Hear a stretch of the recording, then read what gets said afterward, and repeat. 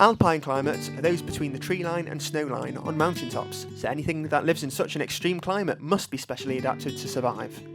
This is one of my alpine plants, which I can use to show you some of the typical adaptations. Well, it's not strictly an alpine, because it's a hybrid of various mossy saxifraga species, being bred for ornamental purposes, but it has inherited lots of alpine traits, as you'll see. If you're wondering, the name saxifraga derives from the Latin for stone breaking because it was believed to help treat kidney stones. Some studies suggest it might do, but there are more effective treatments, so I probably wouldn't bother if I were you. Anyway, I'll start with the most obvious adaptation, the low-lying spherical shape of the foliage. In other alpine plants, the foliage is even rounder, in which case it's called a cushion plant. This cushion is composed of dead foliage on the inside, trapping heat and moisture, good for cold environments.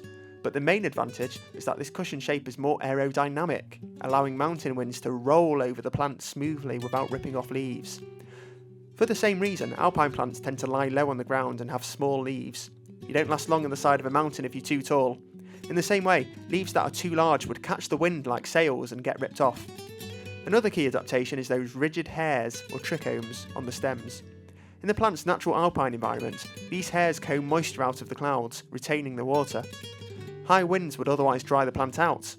Another adaptation along the same lines is the waxy cuticle, which also acts as a barrier to evaporation. You'll also notice that the leaves curl inwards, which is another way to lessen wind exposure.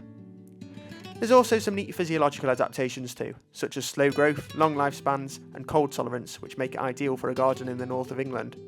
That's enough for now, but hopefully it's enough to make you consider getting an alpine plant for your own garden, if you have one.